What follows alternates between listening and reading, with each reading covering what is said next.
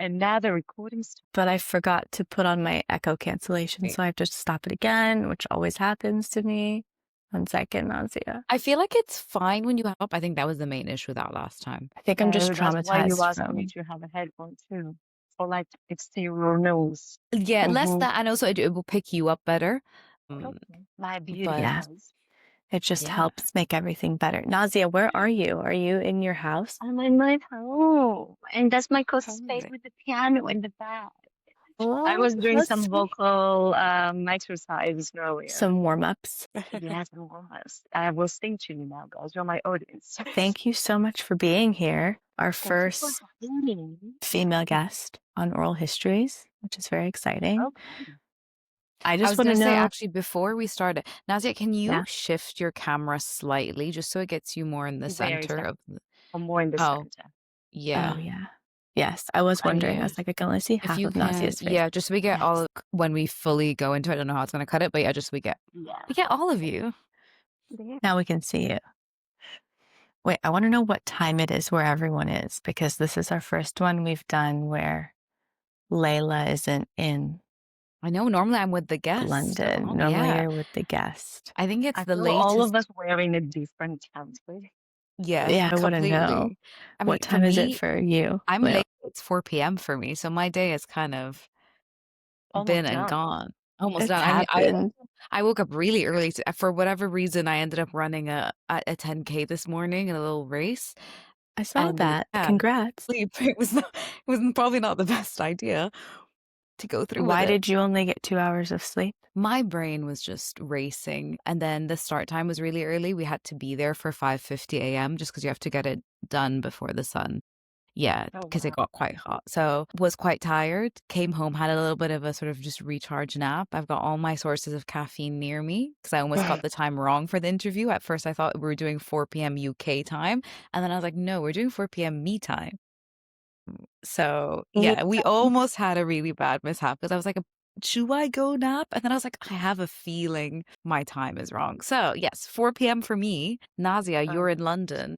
We Yes. are 10 past 1 here in a Okay. gloomy, rainy day. Yesterday was beautiful and sunny, and today, unfortunately, it's, yeah, I not heard that great. it snowed there recently. On Tuesday, actually, when I Yeah. went to teach 9 o'clock in the morning, there was a very short snowfall at Pi. I was like, oh, Oh, Do you like the magical. snow? You guys are I both from love the warm places, snow. so the snow might not. Yeah, but I love it.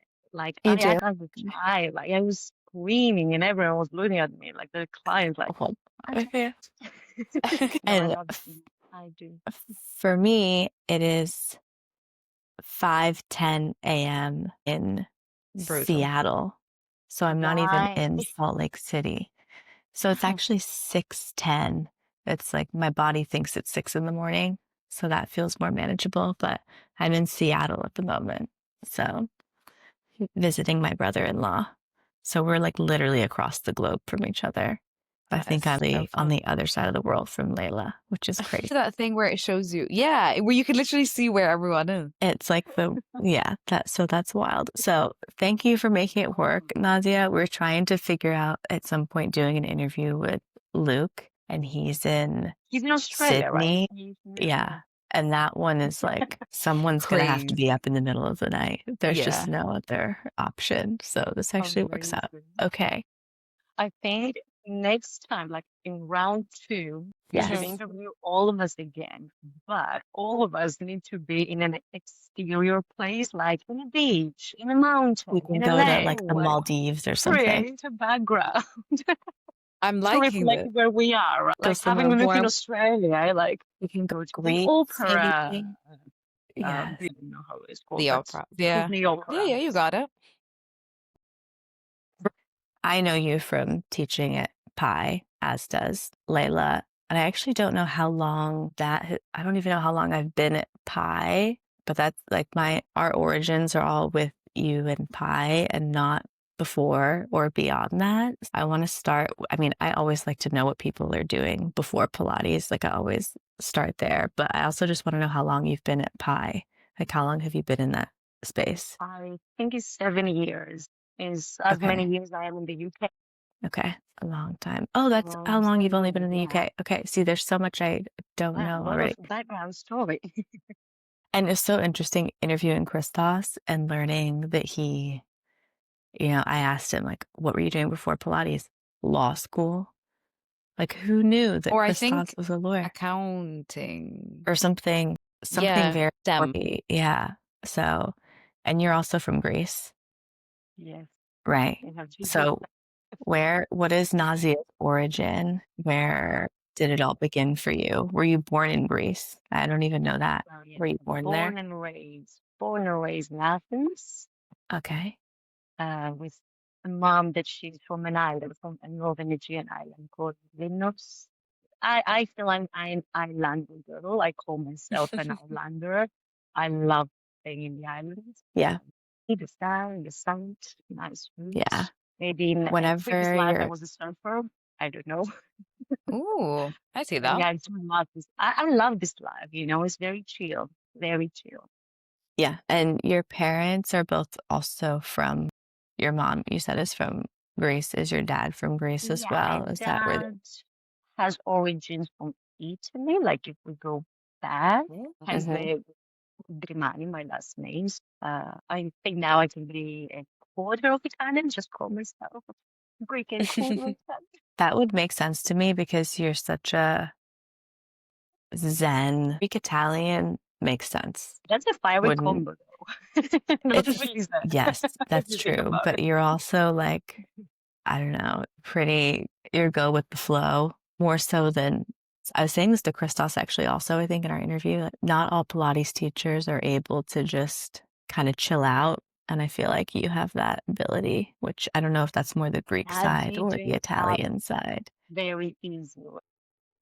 Yes. Like Yes.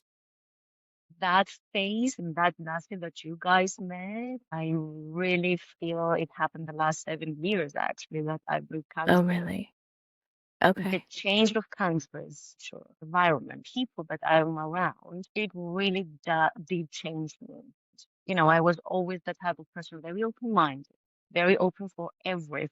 I was always feel that I was born in the wrong country. I don't know if that makes sense, but in a way, it's like I miss something. Something is missing from Greece to give to me as a Hmm. culture, as a person. I always love Asian, like this culture. Hmm. And I don't know why, because I was watching lots of movies with Bruce Lee, Jackie Chan. I was just like martial arts and all the philosophy that is behind martial arts. And I was like, I love that. So Yeah. because of the Zen you said and the calm, I feel because I was always inspired and attracted to that through the years, now 34 years old, it happened. But I feel it happened because I moved countries. Which Interesting. is so Like interesting because, Greece is a very, it's a Mediterranean country, and there is a lot of fire, a lot of temperament. And I did have this temperament, not very, what's the word? Not calm necessarily, patient. Like mhm, I want something to happen, I want it to happen now. sure. Yeah. And if I take it to the Pilates world as a Pilates teacher, in the first years, I was a little bit like this, like, why you're not doing what I'm telling you to do? So it takes time to form a character and a persona that it will be your Pilates persona. But Yeah. teaching now 11 years, obviously, year one with year 11, different person completely. Yeah. That's wild. 11 years. Would you then say that your Pilates persona has changed over these 11 years to who Nasia, the Pilates instructor, is now? Would you say that Nasia, the Pilates instructor, has a different persona to just Nasia? That's a great Are you question, are you fired actually. inside the Uh, studio?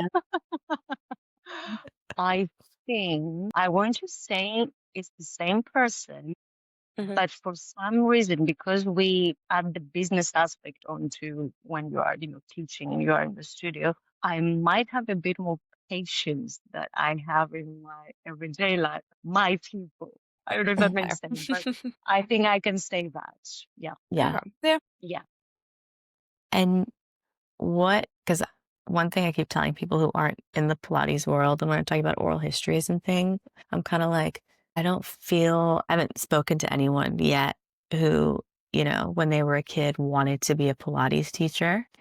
The road is often not that straightforward. So I'm curious, because you did a physio education, which we can talk about, I but studied physiotherapy. yeah, clearly there's an interest in movement. And it was really interesting talking to Max, for example, about this, because he told us that his dad owned a skate shop and he saw all these people coming in and moving in this way that was so interesting to him. So I'm curious, is there something that attracted you to movement? Were you an active child or teenager? I And was a very active child. Yeah, that's always in movement. And I like that you call it movement and not like sports.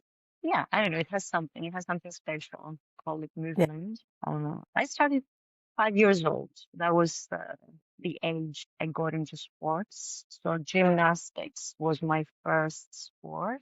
A lot of energy as a little one. So, ideal sport to go and do backflips and just Mm-hmm. jump. Yeah. I did all of the energy as a child. And then I passed through lots of different sports. Like I continued with some track and then volleyball. Volleyball was like the main sport that blew my heart until late 20s, I would say. Then boxing, handball, lots Wow. of stuff. And like I tried new things as I was going along. And when I moved cities, when I went to university to study, that little city didn't have a volleyball team, and they had a handball team.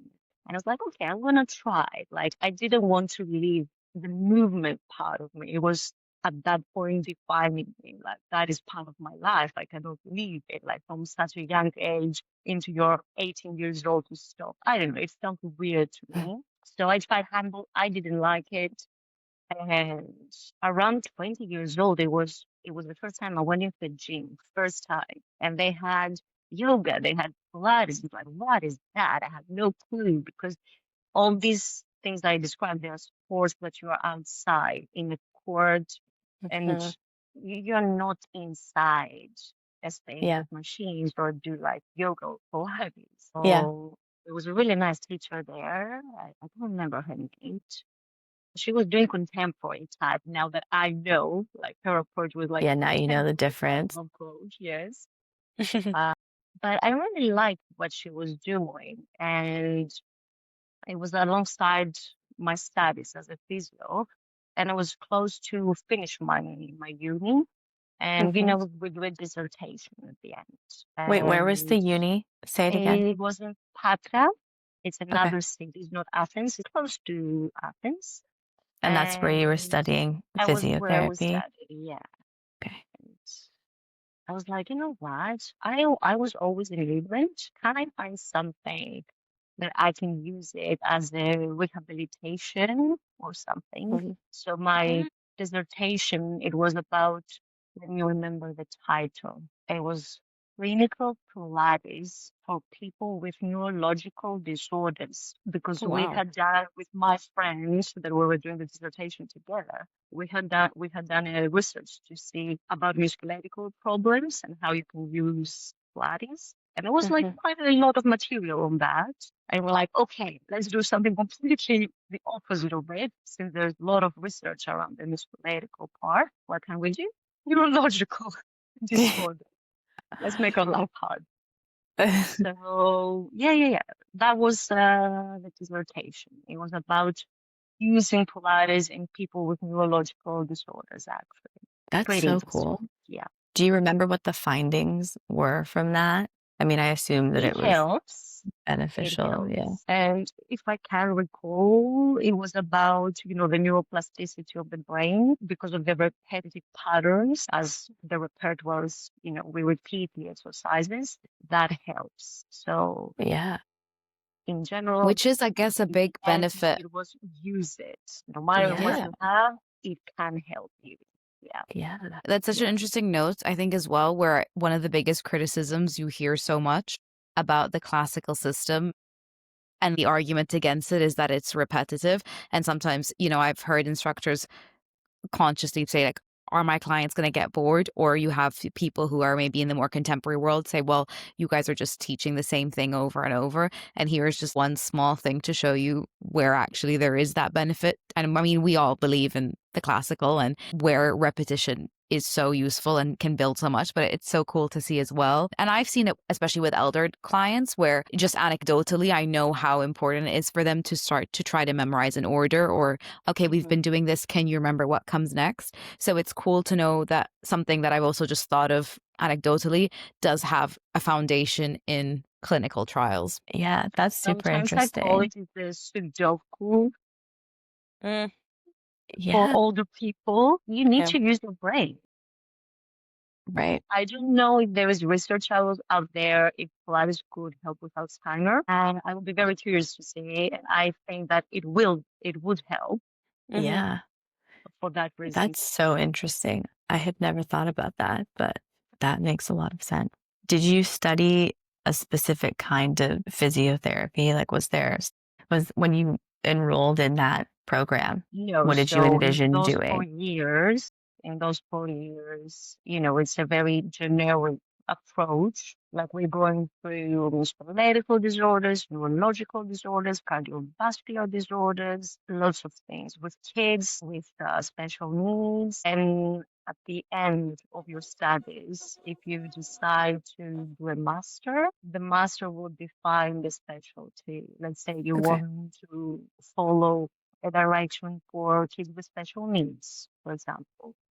Yeah. Yeah. Mine apparently showed it was about movement, very generic. But I was in the musculoskeletal world in the beginning. I practiced it 2 years, but I knew my path. Like if you ask me from very early on that I want somehow to pass knowledge. So after completing the Interesting. university, completing the dissertation, that it had brought me close to the Pilates world, I was like, okay, I'm interested to explore more about what is Pilates. And you said So yeah, that was in a gym at your university that you first saw the contemporary yeah. No elements. machines, just the mat work, but Do you still. remember That's what why we say, about it you sorry that liked? interrupting you, Rose. That's why No, we no, say go it's for it. very important how people inspire us because the teacher, she was a lovely person. And at the end of the day, the question that rises like, does it really matter how you're going to do your teaser? Yeah. It's like, I really like her energy. She made me feel good, very welcome, very open person, very understanding. Some quality that I think I have as a teacher and, make me feel happy and proud. Like, oh, look how maybe subconsciously from the first teacher that you've met and inspired you, you have kept that with you along the way. And you remember from where you Hmm. started. Yeah. Yeah. And that's so beautiful because, Rose, just quick 1 sec. I think oh, just yeah. move your hair a little bit. I think your mic is picking up the hair. Sorry to me. I was like, I No, want to that's get you okay. at I a smooth appreciate you point. saying Okay. that. I'm so sorry. I was like, I want to No, try to no, find that's the time to good. say it. Okay. I would Cut be that very part out. upset. And it was just like, Layla, she's No, other than that, it's all coordinating. good. But then I was like, I was trying to figure out if it was or not, because then I could see that you would move it and the audio level would go up. And I was like, all right, let's just no, nip it that's in the so that hair. Okay. editing Rose doesn't Let hate me us. know if All it right. becomes a issue Will again. do. Um, Sorry. I think that's such an interesting point because I've talked about this with my best friend Sarah, and Layla and I have talked about it a bit too. Like when I actually tried yoga for the first time, it was in London, and the teacher was just not welcoming at all. And it totally ruined my experience. I have now that was probably 3.5 years ago.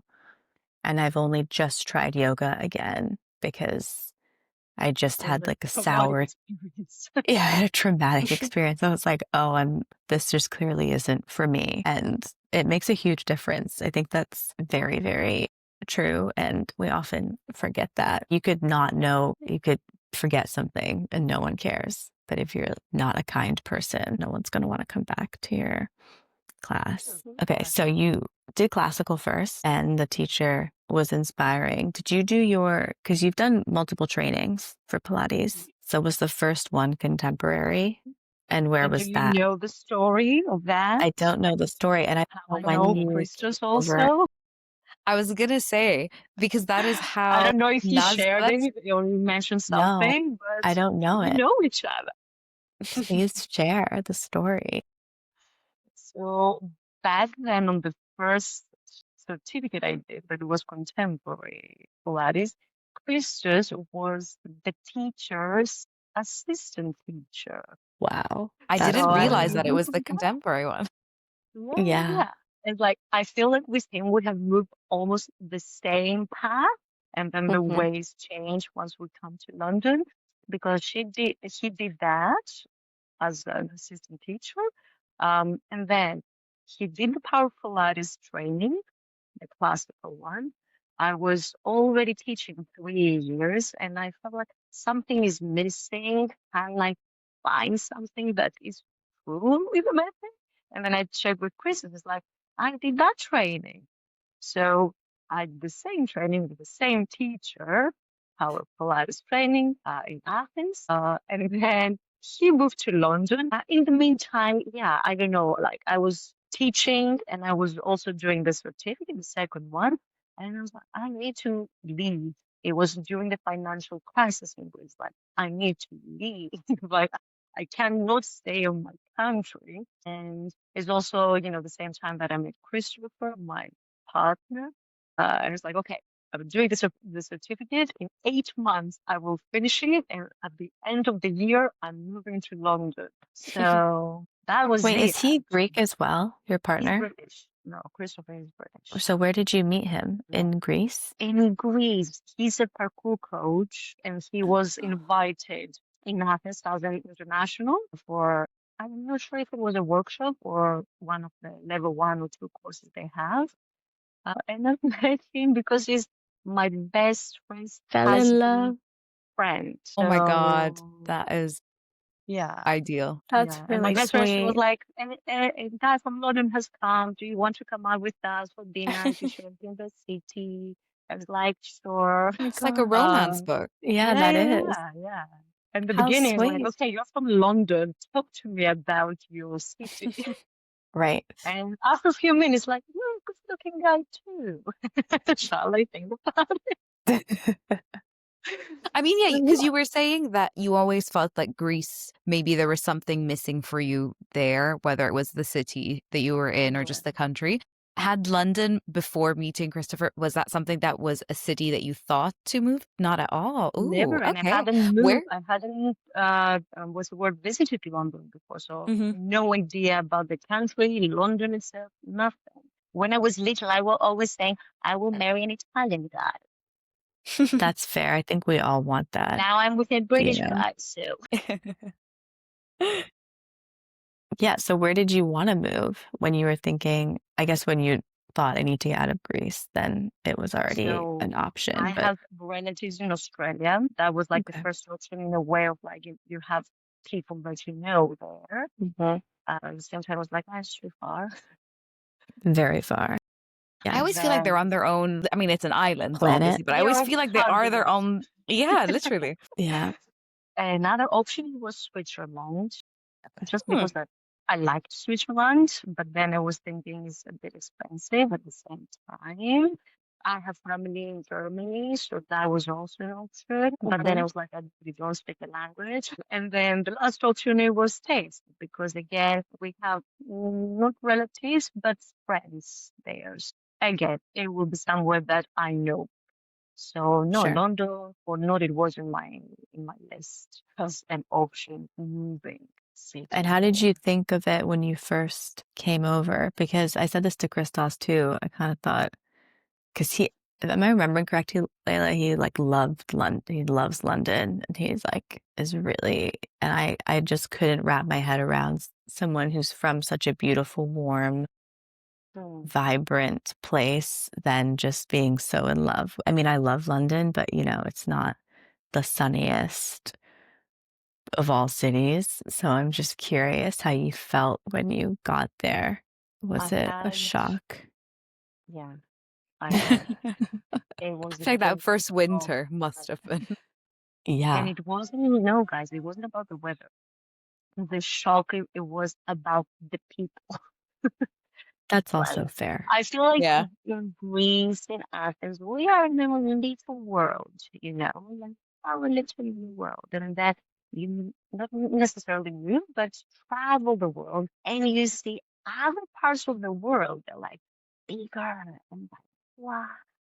Yeah, and that what was when I first came to London, like that's a lot of people from everywhere around the world Hmm. and the noise of a vibrant metropolitan city, actually.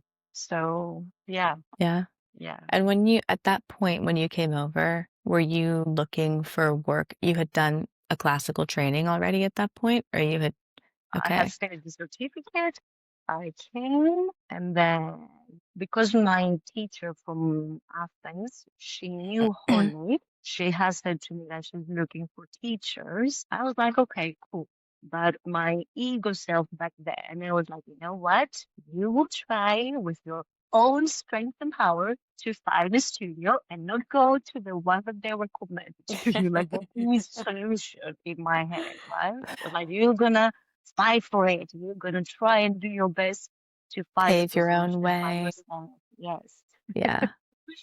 And it was very unfortunate in a way. They were all contemporary, and I was coming with a purpose. I wasn't like, you're going to do what you've been doing in Athens. Otherwise, I wouldn't move campus. I would stay in Athens. My standards were here, and I was to myself very strict. You're not going there. You're going to stay here, and you're going to fight for it. Like, find exactly what you came here and you're looking for. Yeah. And it happened in a way. Okay, I will go to the studio they recommended to me. It's classical.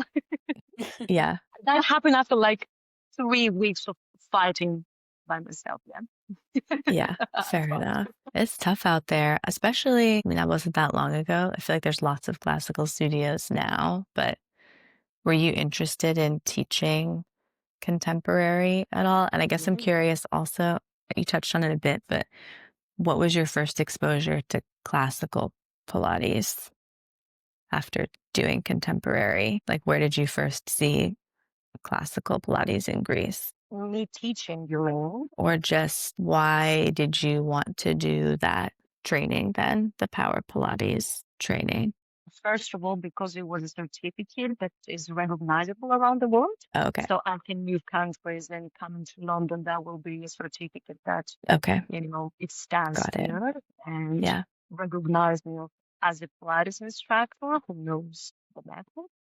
Mm-hmm. Uh, and no, I hadn't done any classical in that essence back home, back in Athens. It was during the training that I saw more specifically about what is the classical and what I've been doing with the contemporary. Yeah, Mm-hmm. yeah, yeah, Yeah. yeah. You said something interesting when you were talking, I think, a bit earlier about your switch from contemporary to classical.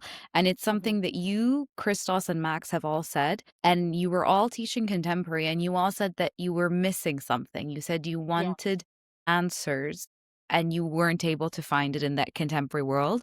And so it was almost that triggered you to look more. yes. And we touched on it, or looked and found the classical. And we touched on it a bit with Christos, and we said that a lot of the time, what can happen now is contemporary instructors who find that they're missing knowledge, rather than going to the system or finding the classical world. This is where some of them are almost. This is where we're seeing the introduction of concepts or methodologies that aren't Pilates coming in to contemporary, because they're almost Mhm. having to infuse it with whether it's a more physio style exercise or whatever it may be, because they're missing those answers. So it's so interesting to me to see that you, like everyone else, had that same realization of, okay, I need something else. This is not making It sense, was or missing the you want structure. more. Hmm. That is Okay, what it was interesting. missing for me. It was missing the structure and the 360 approach it Yeah. has. And I don't know if you guys have seen contemporary training. Are you coming from contemporary background, Leila? No. No, No. that's Yeah. Leila I knows. fell So in. No, I fell into. I mean, I came from contemporary in that for the first sort of 2 years of my experience with Pilates, I was only doing contemporary.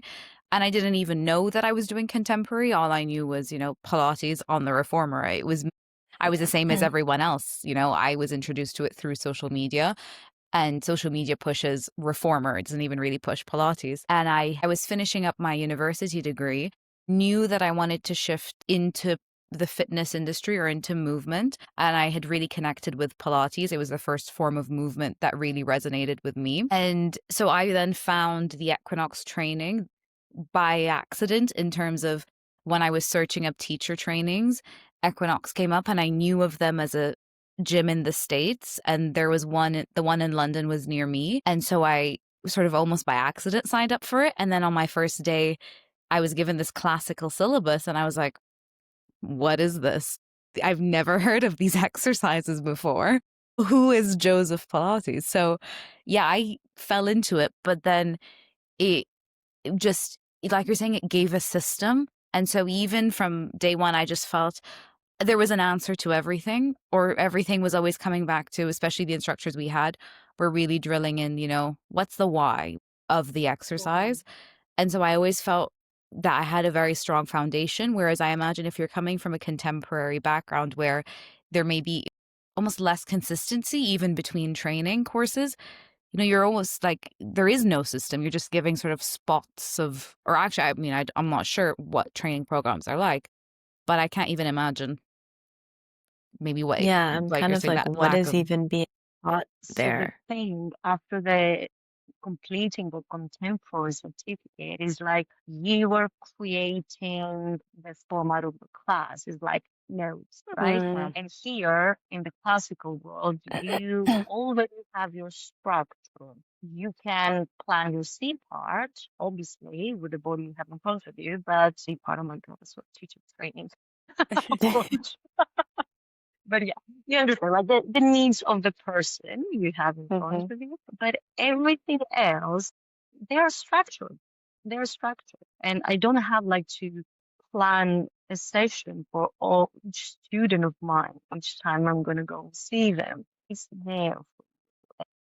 That was like a big thing Mhm. to Yeah. see that, that is missing, and it puts you in a position where you have to plan and think of the exercises you have, what I'm going to use now for that student. And as you said, Leila, might be a reformer class, or maybe it was a math class. You didn't have the equipment, the rest of the equipment, or you couldn't answer your whys and how I'm going to approach the special need part, what the body needs. And it's somehow the classical method gives answers on, okay, you have your universal approach, like reform the math, do it. And in the special needs, you have such a huge variety of exercises that you can use them for what the body needs in front of you. Yeah, I don't know, it immediately made sense. I don't Yeah. know how to explain that, but it made No, sense that to makes me. a lot of sense. How Yeah. do you feel that being a physio and that training informed the way that you teach? Because it's funny, every time a client emails or a future client emails Pi, for instance, and has whatever ailments it is that they have, it's really hard for me to not just direct everyone to you, because I kind They of, have something. people who are coming off a specific injury or surgery of some kind. I'm like, okay, yeah, physio. Like, it seemed like such a helpful layer that, Yeah. I don't think It's anyone a else lot in of this would do knowledge, it. Rose, Yeah. although I'm not practicing it, right? The knowledge Hmm. is somewhere there. It has stayed with me after all Yeah. these years, but I'm not using a physio approach. I have the knowledge of, okay, what you might need, after a hip replacement, maybe, or knee replacement. So I have that in mind on what exercises I would do with them and what I would be cautious with them if we were in a clinic and I was a physio there and did some rehabilitation with them. And I'm using the method for that purpose. All his first words when I went to the studio to teach, you're not in a physio clinic. You are in a studio here. So here, you're not a physiotherapist. You are a Pilates instructor. And the first, it was very hard for me to switch on. Like, it took me a few years, like a couple of years, I would say. It took me a couple of years to switch off the approach of like, okay, what do you have? You have that. Let's go. Because the physio approach will be this. You have that injury or you're rehabilitating in that area. Let's go. And the Pilates world taught me the whole, the bigger picture. It's like you Do have you broken your finger. Okay, let's strengthen your abdominals. What does that mean? what? Oh, everything goes back to that core. Oh my God. And I feel like everything that goes wrong Your with me, powerhouse. literally, that is why it is the powerhouse. Do you ever have a desire to practice being a physio ever again? Is that something that no? Okay. No, I have found my path. It was, and it is very clear on the next stage after the Pilates teacher. It was the teacher trainer. Like, I always loved that. I Yeah, always like that. Just to share, I have that feeling of like, give, and I want to give like I'm no one else. excited to hear about that I was gonna say, element. I was gonna ask because I think whilst you're saying it almost felt so natural to you that the next step would be that teacher training, I think for a lot of people, I think it sort of is split in two. I think some people have that natural ability or affinity, like you're saying, where they're like, I want to share this knowledge with everyone. And then some other people go down the more sort of entrepreneurial business route of, okay, I want a studio and they want to take that management. So I Yeah. love that you said from the beginning that was almost like you had that like spark and I see it when I watch you teach and then I saw Oh it. I yeah, was able to see you watching a teacher training. So I'd love for you to talk a bit, I guess, about how that came to be. So you're saying you always knew you wanted to progress into a teacher trainer. yeah. Did I'm Holly curious, come like, to what? you? Did you Yeah, yeah. So what was we the had a conversation about that. Like, I can remember me when I first met Holly. I was, what was it like when you first met Holly? I want to Yeah, what know was Holly that. like all those years What ago? was Holly What's the like? gossip? she was lovely, like very Yeah, open arms and like, yeah, into my hug. I will protect you. yeah, It was very different from the teacher I had back in Athens. Lovely. Eugenia, she is a lovely lady, but different character. More strict person, more sad. And then you yeah, have Holly, that you both know Holly, very like, woo. yeah. And no, Wait, and she who was, else was when you first joined Pi? Who else yeah, was? Because you weren't ever in the Battersea Square location, right? no. You were always in the current location. Who else was teaching there at the time? Like what other teachers who Other were there people you, now? you know, guys, like Matt was there, Ashley was there, I was there. It felt much smaller team. Like within Yeah, those 7 years that I am in the studio, the team has expanded a lot. yeah, Yeah. I feel that you could count the teachers in one hand. And now after yeah. like 7 years, I don't know. I have no idea how many people we are, 10, I don't 15, either, but and it's my lots. job, and I don't know. So yeah, Crazy. since day one that I met her and I went to the studio to introduce myself and tell all about me, I remember saying to her that, oh, and eventually I would like to become a teacher trainer. Oh, Like I can recall myself sharing that with her. Not this summer, last summer, I received an official email from her. It's like time has arrived. so you were just And I waiting couldn't on believe it. that. I was in Greece. I was in the island that I mentioned earlier in Limos. And I was like, embarrassed. Like it was quite like, what are you doing? I felt immediately like, oh my God, the dream was Yeah, coming true. Yeah, it that's was so very sweet. special. It was very special for me. Yeah, Uh, to hear that from Holly that, okay, we're going to do that. Because, I yeah, had no idea. For example, if I was under Power Pilates, uh, they have, if I'm not wrong, they have a specific certificate that you do to become a teacher trainer. I was like, okay, I will have to go under this now starting again. And oh my, it felt stressful. Holly, she explained how it was going to happen. I'm Are happy to you do it this way, are you observing her. currently doing the pie training? Did that happen? So Sophia now is in Battersea, and she's Right. delivering the 2, 3, I'm not sure 4, but for sure the intermediate part. Mm-hmm. And now with Amersham, through Pilates, with a lovely talent that made this connection to Yes. happen and brought PI So training cool. in Amersham. I'm located in Northwest London, so I'm in North Harrow. That is like very close to Amersham. We are taking out the north. So I will Yes, you are. for delivering the second, third weekend through Pilates. I didn't So know that's that. That's exciting. so My time starting exciting. in January. Amazing. How do you feel about Uh, it? Do you nervous. feel I'm nervous. nervous? I'm Yeah. nervous. Yeah. Yeah. That's so Excited and nervous exciting though though. at the same time. But it's the moment. The anticipation is worse for me. Like, if you were telling, hey, tomorrow is the time, go and deliver the course, I'm like, okay, I'm very stressed, but it's gonna happen in next few hours. But Hmm. now we're talking, that is going. You have so much time to think about it. Like you're saying, I think Yeah. that's the worst Yeah. part. So you could just And go, that's the your worst, Naila, brain. because I'm an overthinker, and that's not good. I know, I feel that. That's so exciting. Have you done have you done any kind of like workshops or teaching of other Only people once. until then? Only Okay. once. Yeah. Okay. Yeah. So it's not that I'm so used to having, undergo vibes on me. Right. And I'm listening carefully what you're saying. Trusting you with And this yes, we're knowledge. trusting what you're Yeah. saying is true. Yeah. Did you So complete, intense. like, did you go through the PI teacher training yourself? Because I feel like at one point I heard that you were gonna do like your 100 hour, and did you complete it? I became a student again. So fun. Yeah, no, for sure. I went through the PI teacher training program just to see more specifics on Holly's approach. Hmm.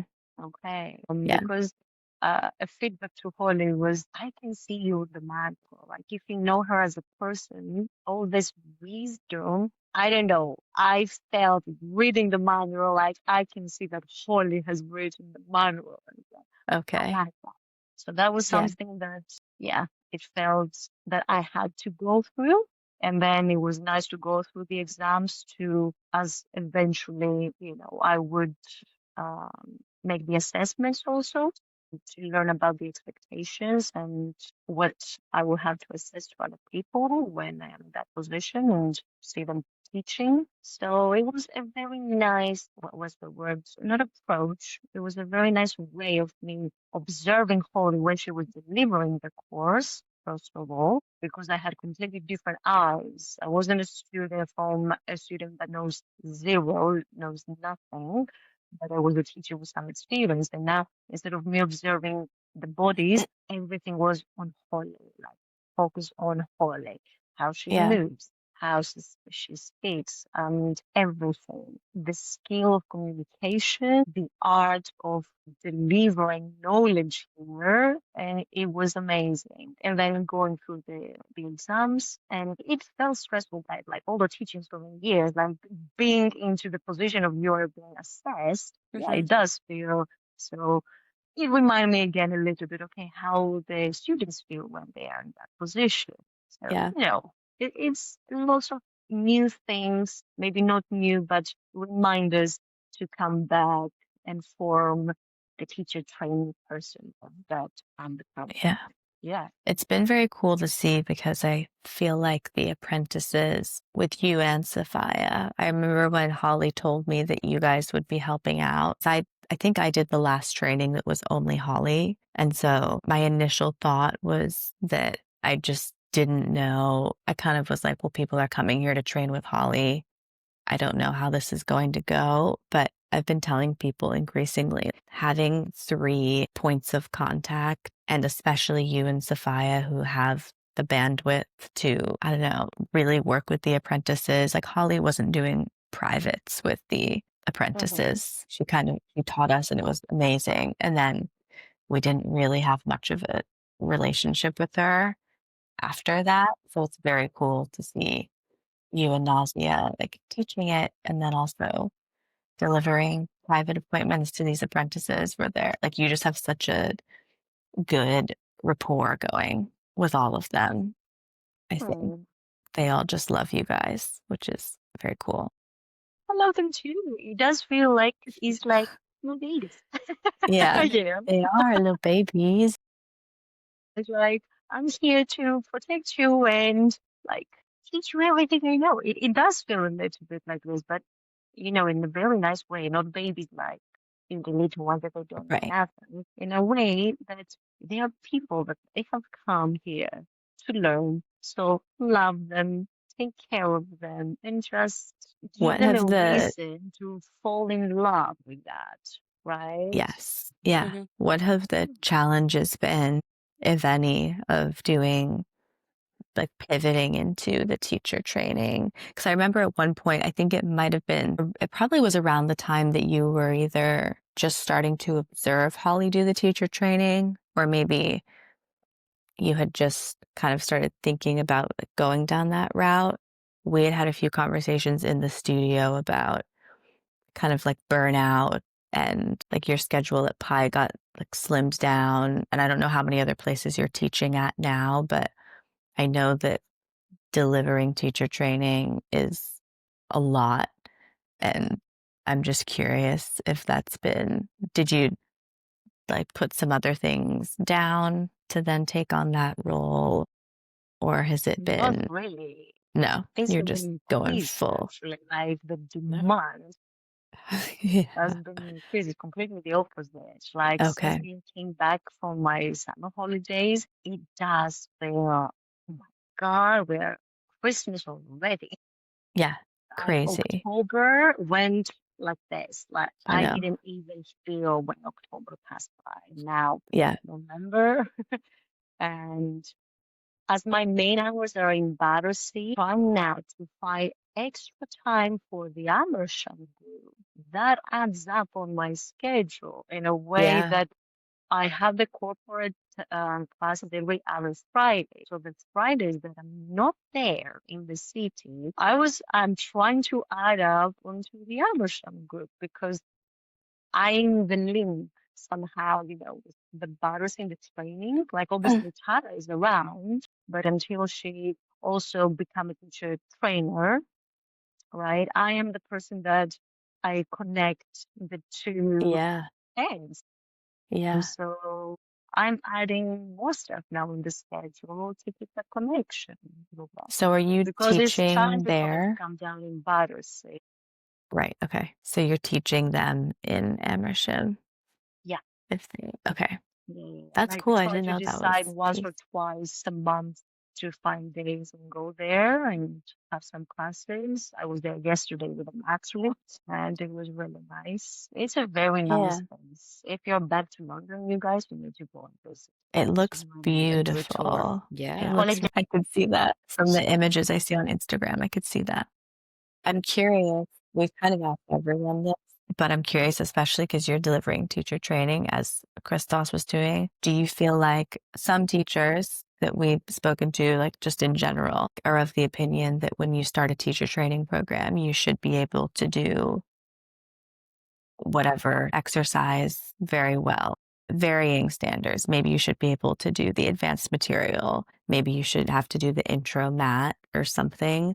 And I know Holly technically has guidelines on that, but doesn't really test people before they come in.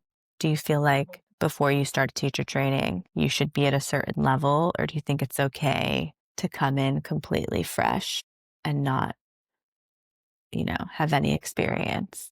It will be very helpful if you have experience and if you Yeah. are good that you have worked on the method.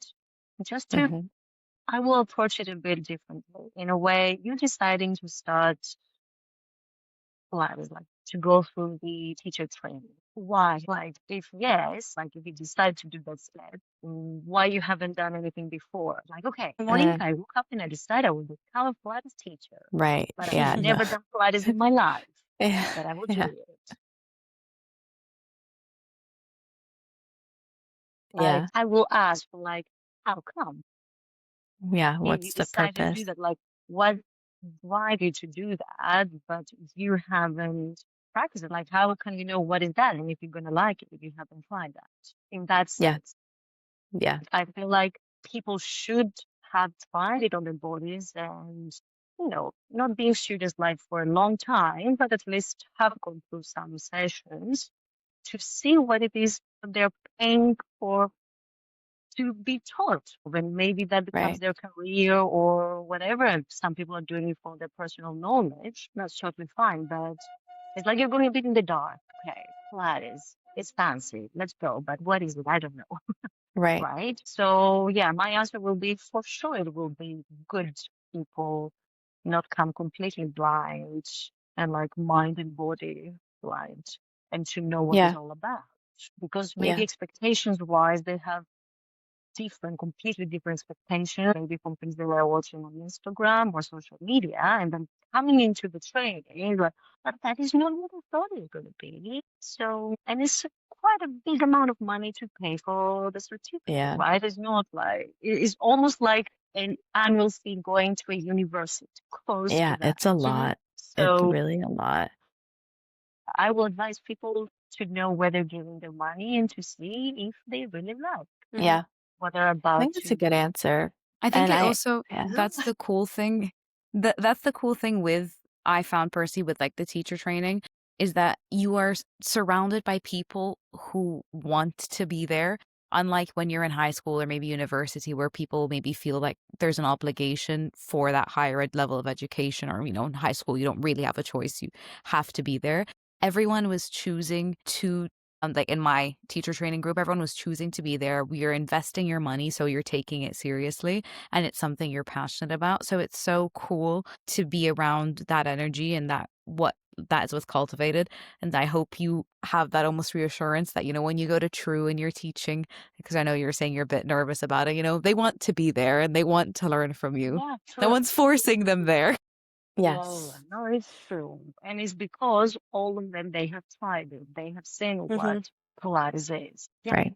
So Do you have mentors at the moment? Like, how does Nasia train Pilates now? Are there people who are you still like connected to Christos in any like way? Do you train with a unfortunately, teacher? not with Christians. And interestingly enough, I've never trained with him. I need to. I would love to, actually. Yeah. But at the moment, the schedule is so packed. So wherever I will find a little window, I'm so lucky Javier is with me at the studio at the same time. I'm like, Nice. Yes. I'm looking you. Take Like I'm advantage. very lucky that we are same shifts. Yeah. And honestly, he's a savior on that. And Yeah. for fixing my body after the day, I was like, I really need to move after teaching like 7 hours and then having more hours to continue with the evening shift. And for the little nuggets, it's always good. Yeah. Yeah. You So have at a the moment, loaded Javier is, if you schedule. want to call it, my man at the moment. Yes.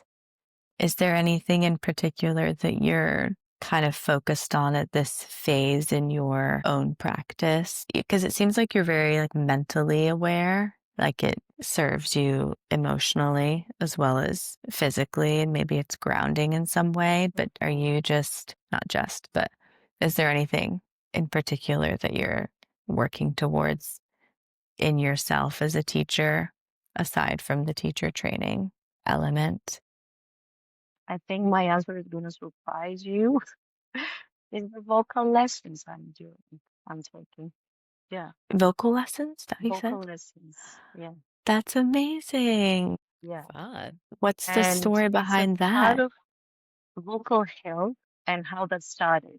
Like obviously we're teachers, that is our Mhm. instrument, and to communicate and to speak to the students. But the reason was like definitely twice a year I would lose my voice from lots of hours of teaching, right? And then my thought is like probably I'm not using my voice in the correct way, Mhm. or maybe I'm overworking it because of the how many hours I'm teaching. And I wanted to do that. But I want to take care of this baby because if I'm losing my voice, I cannot teach actually. Yeah. So I started, I think I'm a month now that I'm doing vocal lessons online with lovely Belen. If you see the podcast below, you're amazing. Oh, she's amazing. She's amazing. Yeah. So she has helped me a lot so far, trying to do it once a week if my schedule allows me. Has it been helping? Has it made a difference in how you're using your voice? Yeah. So in a way, first of all, it was the breath, right? Like when you speak, notice like, do you breathe, sorry, with your mouth open when you talk? And like, are you up here on your throat or are you down on the belly? That was like the first observation for me after a few lessons when I was teaching to observe that. And I was like, okay, maybe I'm doing that. If I am stressed or if my train was delayed and I was a bit late to the studio, having that energy, that stress that it gathers me up here and I speak Yeah. from up my throat and my chest, and I'm not really connected down to my diaphragm and my belly. Really breathe, It's right? actually so interesting that you say that, not to jump in and cut you off, but when I was a lot younger, sort of like from 12, I think, up until 18, I used to do singing lessons, like sort of classical musical theater singing training, whatever you want to call it. Because I was put into piano and all the sort of things, and could not stick with them, but I was able to stick with singing. And You have a very so we nice did a voice. lot. Thank you. And I was always, and obviously, so we did a lot of work about sort of like breathing into your diaphragm, and that was another thing and then I stopped it at 18. I was like, wow, all those years, and I'm never going to utilize, all the time and money that it went into it. But then when I started to pick up, and during the teacher training, where we covered a bit about the idea of when you're teaching, breathing into the diaphragm, so almost supporting the breath, but then also just as I've been teaching, I've noticed the importance of it.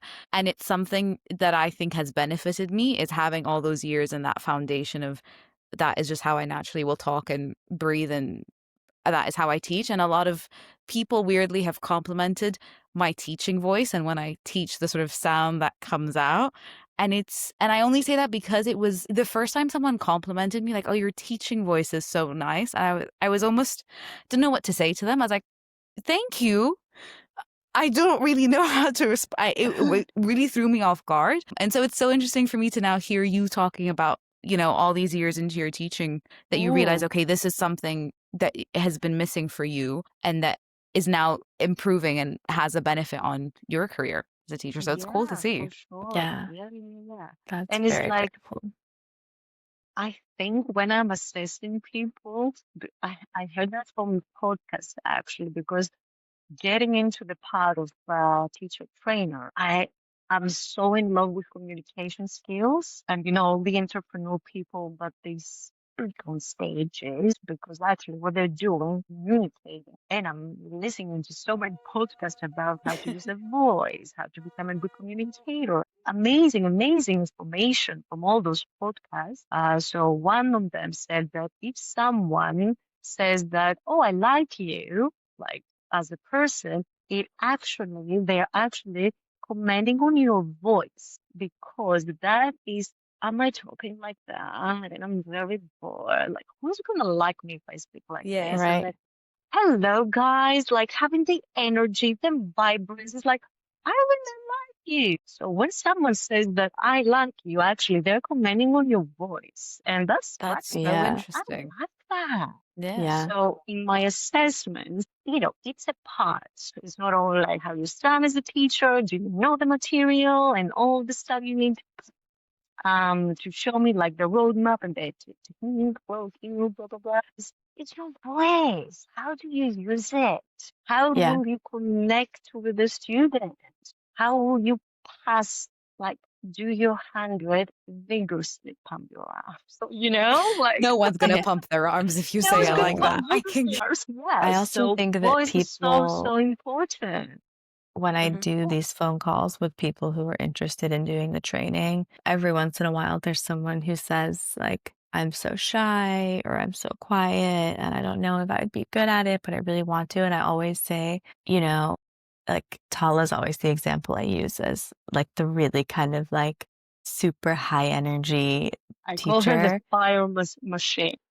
Yes, total force. And then there's someone like John who has a much quieter demeanor. And I always encourage people, whatever your voice is, just if you're true to that, the right clients will find you and appreciate that element of you. Like, not everyone needs super high energy all the time, and not everyone needs, you know, John's demeanor all the time. So I feel like there's something to be said for your voice also being like, obviously, that's who you are. You're a teacher, but you're also you. And you got to lean into that a bit because you can't just change that and force it. And that would be exhausting.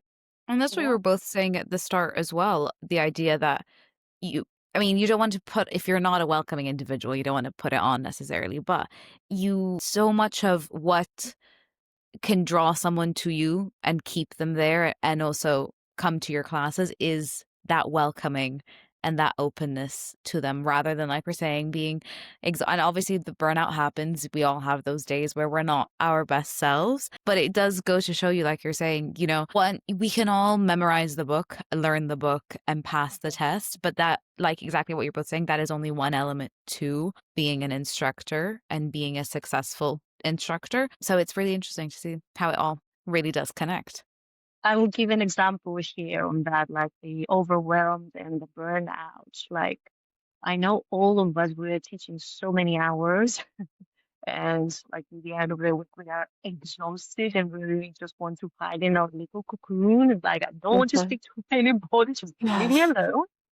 Until the next day, I will be fine. Coming from the sport background, the volleyball team that I was the captain, I remember saying to everyone, it doesn't matter if we're losing in points, we need to fight until the end, until the set is over. And how that connects now to the teaching.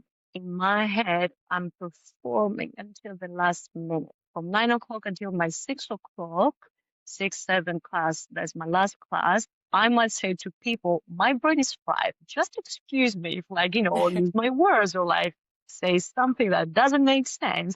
Like, stay with me. But Yeah. I try to keep that energy because it's the last class. Let's do it. And, I'm trying to keep up until the finale, until I finish. Yeah. So in the worst days, I try to perform until the end. And it is a performance, like 9 hours Yeah. of teaching, specifically for me that I'm having It's a this lot. long like this.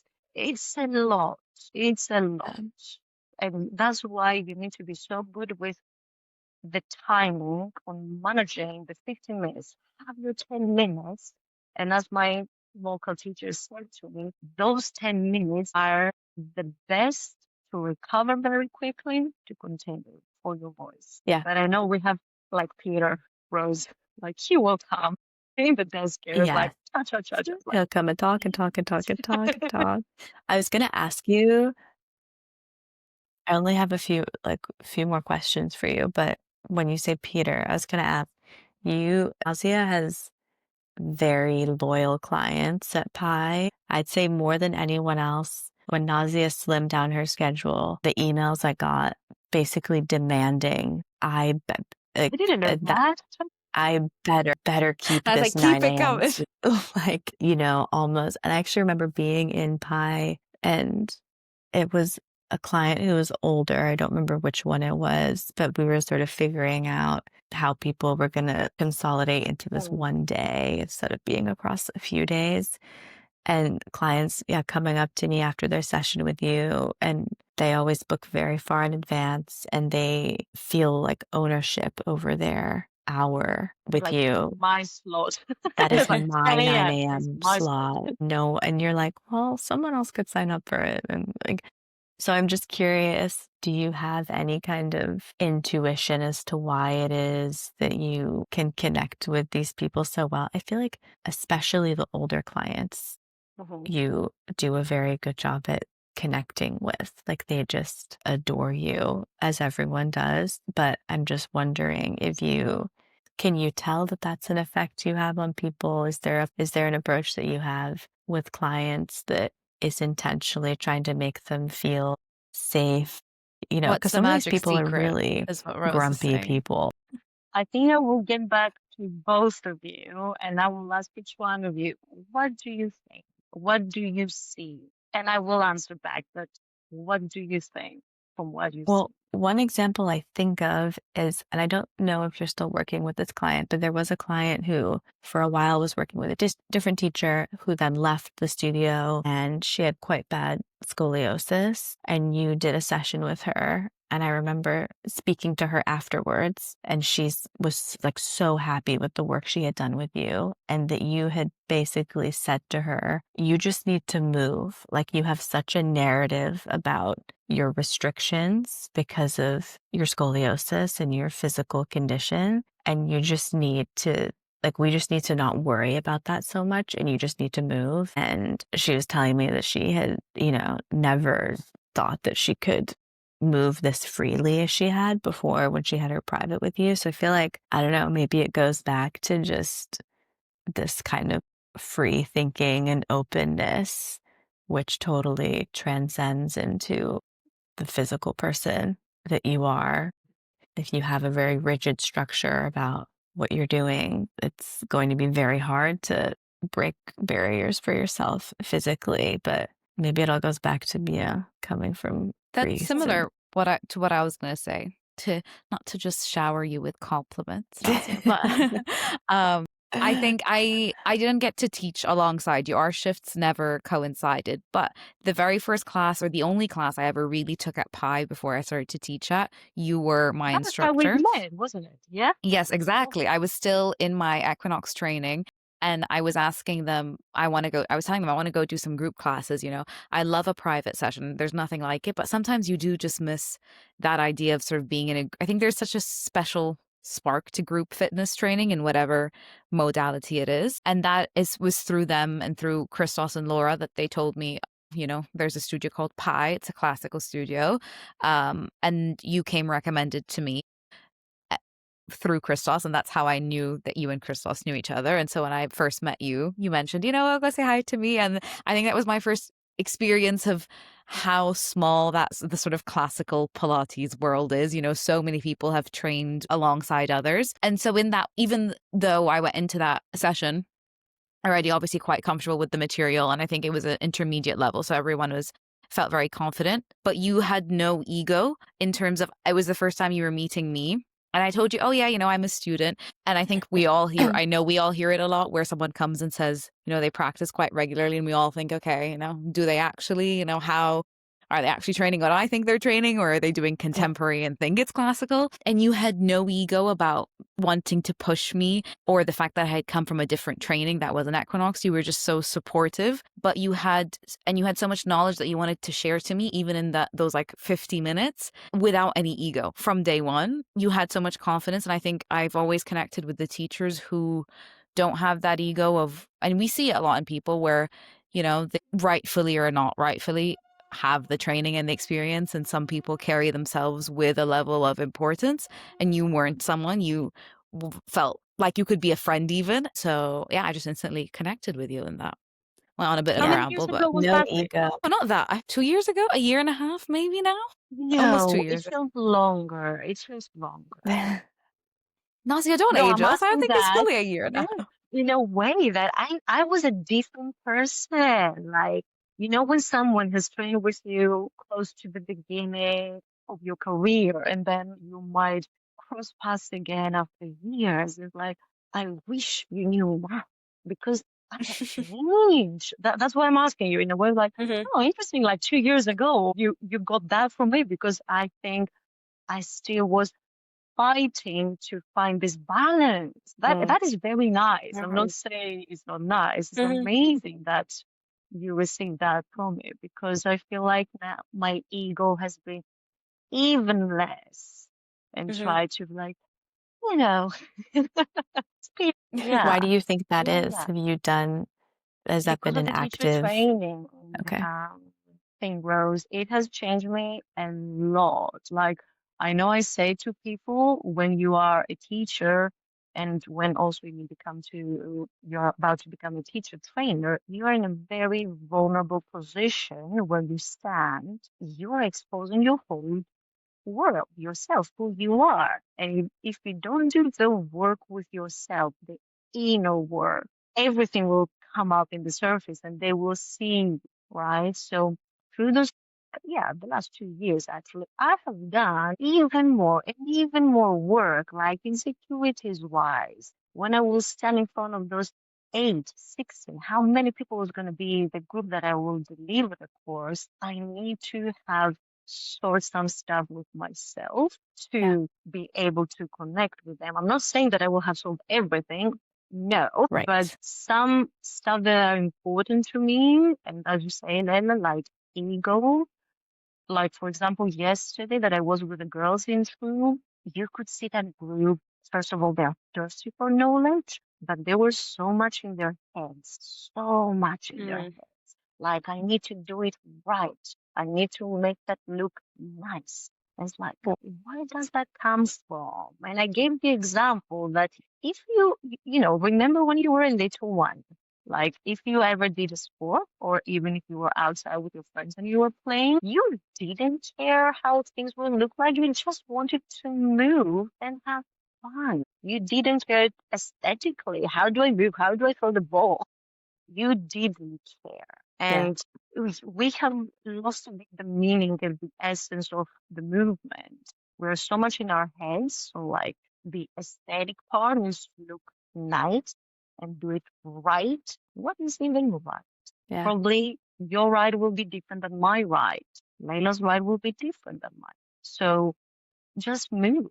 The repetition will bring things to make sense if you want to explain why I'm doing that. Like, if a student comes for a first time, a client comes for the first time, what I'm saying to them, like a little preparation, nothing will make sense. We're just gonna move. Are you okay with that? Yes. And because it's somehow you're lifting that weight away from them. It's like zero expectations. Okay, I don't want to care to see you doing a perfect 100. You're gonna move. And straight on is exactly with now the guys that are about to become teachers on like just move and Right. like trust the process. Yeah.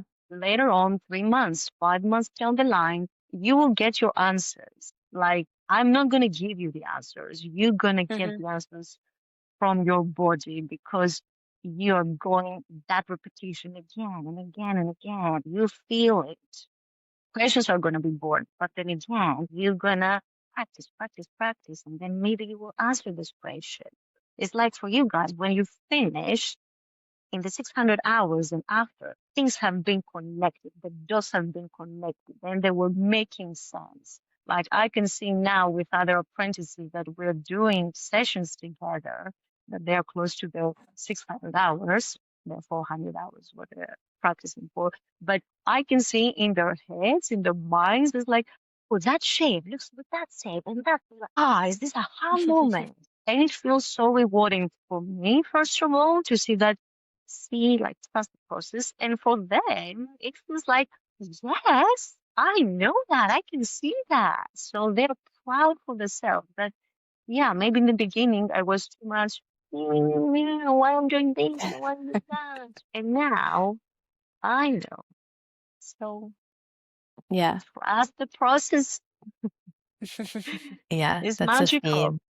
That's a There's not life a theme. magical recipe for that. Just Sure. trust. Yeah. And do you feel like you've given us so much time? So thank you. But my final thing Oh, I'm I just haven't even curious checked the about, which I'm curious about with everyone, is do you feel like the step you're taking now with teaching future teachers that's enough at the moment? Do you have plans to would Nasia ever open a studio? Would you ever branch off and do your own thing? No. I have made People peace seem with to fall myself pretty that I'm not a businesswoman, decidedly. Rose. Yeah, sure, sure. The passion is the teaching. Like put me everywhere to do the teaching part and do what I know the best than opening a business and have the stress of that child in my head. Yeah, sure. Yeah, I don't want that stress. Yeah, Yeah. I'm Yeah. happy as Even, I am, and I know my path is right. Yeah, yeah, I'm accepting that's that. I'm beautiful. okay with it. Yeah. Wow. Layla, do you have any other questions? I think you mean, you kind of sort of touched on it, but I was gonna, when you were talking about trusting the process with apprentices, I was gonna say, if you had a message to anyone who was just starting their apprenticeship, or maybe because we had said that trust the process, someone who had just wrapped up their apprenticeship, either or, whichever one whichever one you wanted to talk about, what words of wisdom would you impart on them? You've given them a lot of wisdom in this chat, but if you had any last little nuggets that you wanted to give. Sorry, I feel like I'm dropping all So the you gave major me two questions. scenarios. You gave me one scenario of You could, I starting feel and like the you other did of give the, finish. yeah, because you sort of answered in the trust the process for the beginners. So you can continue if there was anything else. If not, someone who had maybe just finished. Okay, Yeah, someone new who just teachers, brand finished. new New teachers. teachers. Okay. Completely from my perspective, but like me as Nasia, That's it what we will want. be after finishing the training, have a break. Okay. Have a pause. Do something else. Go enjoy your life because the last either 8 months or a year, 2 years, how long it took you to complete the training, you've been there. So too much information about Pilates and almost your whole life around Pilates. Okay, Yeah. dreaming, waking up, sleeping, Pilates, Pilates, Pilates. So have a nature break, I would say. And how much you need? Maybe it's a week and you're happy with that. Maybe it's a month, how long each person needs. And then with fresh and clear mind, get back to it, find a studio and start teaching. Start Yeah. practicing it. And what is the English word for it? Like rub with the material. What is the English way you're saying that? Like have friction with it. Okay. More questions are gonna be born from practicing and Sure. becoming now a teacher. You're not an apprentice anymore. And from my personal experience, the first 2 or 3 years, you're exploring, you're discovering who you are. You have no idea. It's an exploration phase. After those years, you will start finding yourself and then finding your Pilates self, who you want to become as a Pilates teacher, as a teacher standing in front of people teaching them Pilates. And that will take a while. You will feel lost. It's okay. Get back to where you start. Get back to your manual. That will be your script for the first years of your teaching to remind you, it's like, oh yeah, that's the way I'm doing that. And even the theory, not necessarily the exercises. The exercise have been embodied now onto you, but it's the theory part. Remember your roadmaps, for example, as we have that PI's training, and just make sure you're reminding from where you started. And after like 4 or 5 years, things are flowing easier. You're finding where you stand and like who you want to become. Like I'm a strong type of teacher. I'm more calm and grounded teacher. Like you will find the character you're looking for. For me, it took me 8 years. I'm not saying guys it will take you 8 years.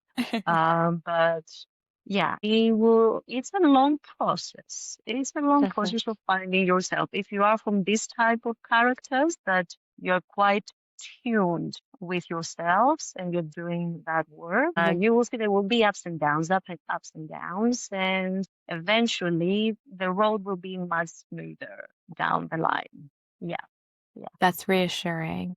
Yeah. There will be mountains and valleys, and then only valleys, and maybe only mountains. You're gonna Yeah. create that path for you. Yeah. The last Yeah. thing I'm curious about is your partner's training, which I've heard a bit about because he's also in the fitness world, right? Do you feel like that informs your approach at all? Do you guys talk about your So experiences teaching? Christopher is a Mm-hmm. wise man. He's amazing. So mentor, if I go back to the question you said and I answered about how is my mentor at the moment in the Pilates world, Christopher can be my teacher, trainer, mentor, alongside Holly. So Holly and Christopher, for me, on that part, they've been amazing. Like he's been doing that for quite a long time, delivering the courses in the parkour world. I can recall myself saying to him that I wish one day become like you, and all the people love me the way love you. Like no one from the students and the people I've met from the parkour community, no one has said, or at least, I don't know nobody not liking Christopher. And I'm like, Yeah. I don't know, in a way, like, I don't care if people like me or don't like me, but I mean it in a way, from where I stand in the Pilates world, I really want to have this fun for everyone and to feel that connection with everyone, to know that they can come to me, become friends, not becoming friends, like share the knowledge, but have this love from the students. I don't know, I think that's the biggest reward of a teacher. Yeah. Any type of teacher, not only like a fitness instructor teacher, but And I I was have to like say, in primary school, the little ones that are in love with their teachers, something like that. I have to say, I think that's really nice to hear because I don't think that that's the norm necessarily.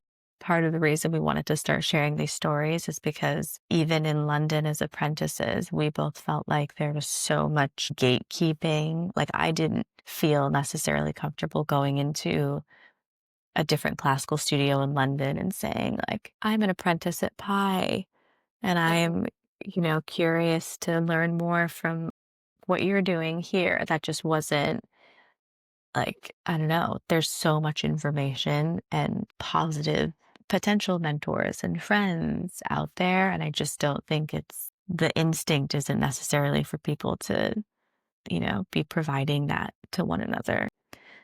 That makes me very happy to I hear. hear you. Yeah, I hear you. Yeah. It's difficult to find, not impossible, but Yeah. there are definitely people out there that they're happy to share their Yes. love, passion, and knowledge, Yeah. and just support you. And Yeah. yeah, you need a hand of like when I'm in my mountains and I have someone to push me gently to go up into Yeah. the peak and then slide smoothly. So Yeah. yeah, no, he has helped me a lot. And they are two completely different worlds, the parkour and the Pilates, on the way of delivering and expectations, right? Mm-hmm. But the communication skills and sometimes maybe if you can help me with my English and like how I to was express about to, something. I wanted to jump in because I was going to ask you, Yeah. especially when you were talking about sort of being tired towards the end of the day.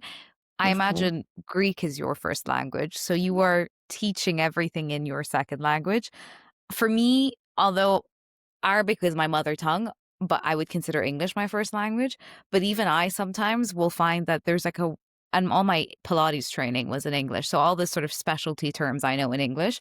But there are some times where I just feel like there's a word that I only know in Arabic and I can't find an English translation for it. And you're almost like, I'm like looking at a client, or sometimes I'll start speaking to them in Arabic and I'm like, whoa, okay, my brain needs a break because this is not going to work.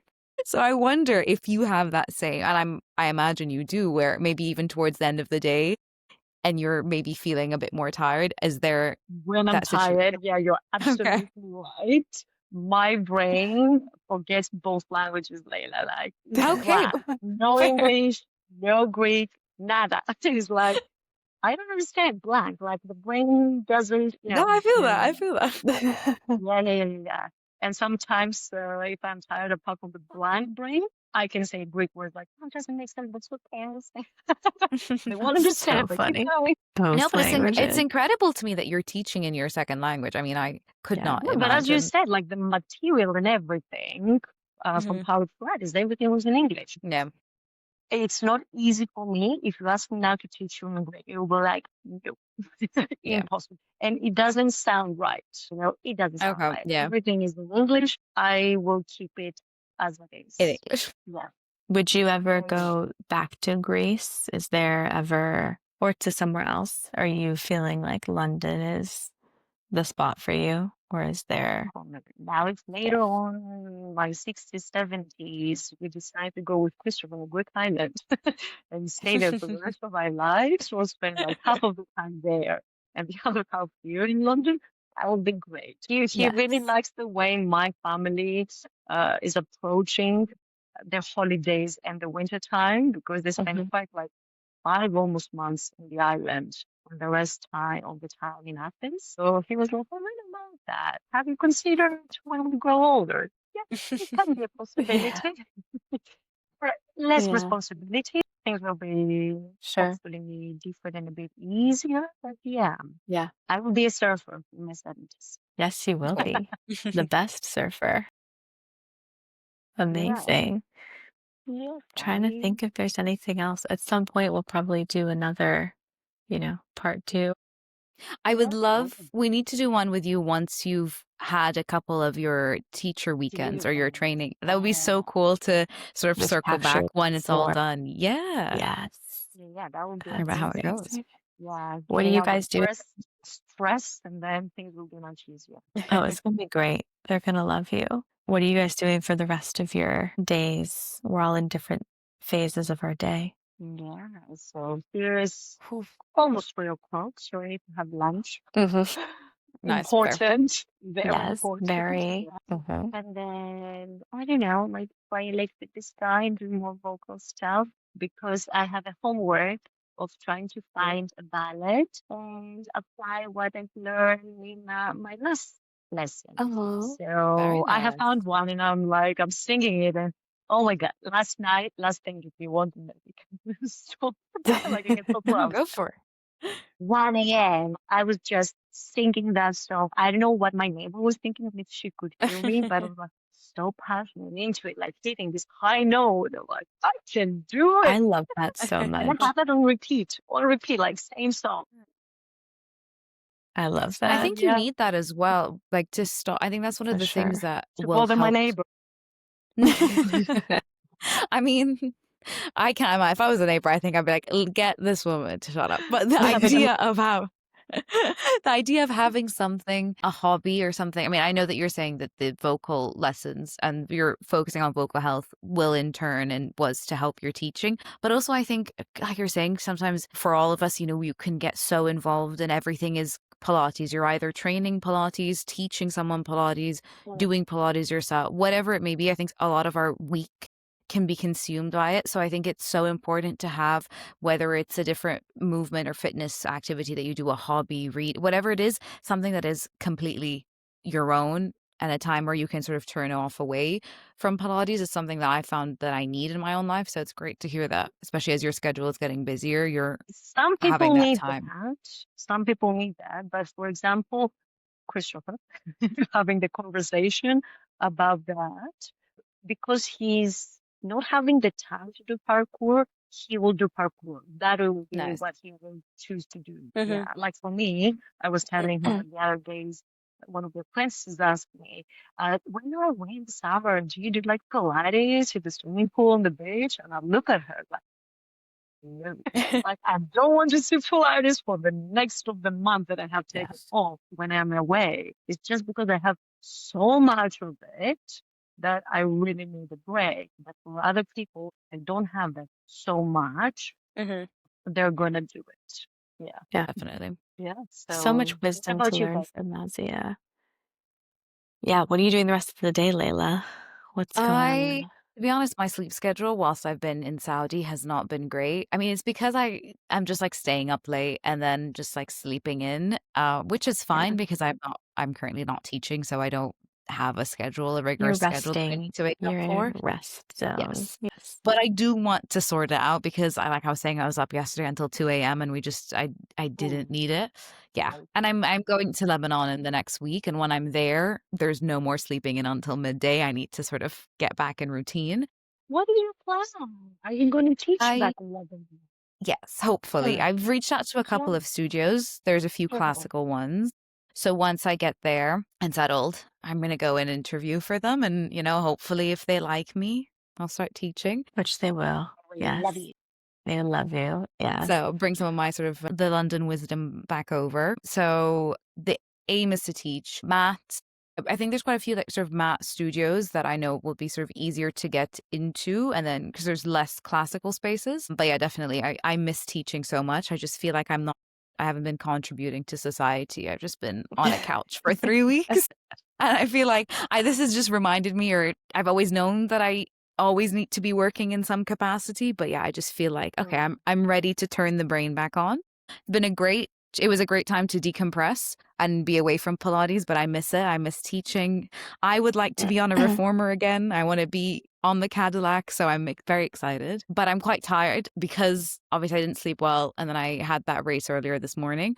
So I'm trying to force myself to not nap now. I want to make it to like 8, 9 p.m. and then hopefully have a nice long night. Nice long Good sleep. night. Yes, and I'm hoping that this sort of gets me in a good rhythm. But you, Yes. Rose, are just starting your day. I didn't It's even realize you still were dark outside, in Salt guys. Lake. Yeah. Oh my God. It's Well, it's still dark outside out. for me as well, Where but I you think were you were running in the snow that I saw on Instagram? People keep asking me that. It's so funny you say that. It's That amazing. was in Utah, in Salt Lake City. Yeah, there's snow up in the mountains now. Where you are now, you don't. No, I'm in Seattle right now because my brother-in-law lives here. And then on Monday, I'm flying to Washington, D.C. for Thanksgiving next week. So I'm just on Nice. the move a bit.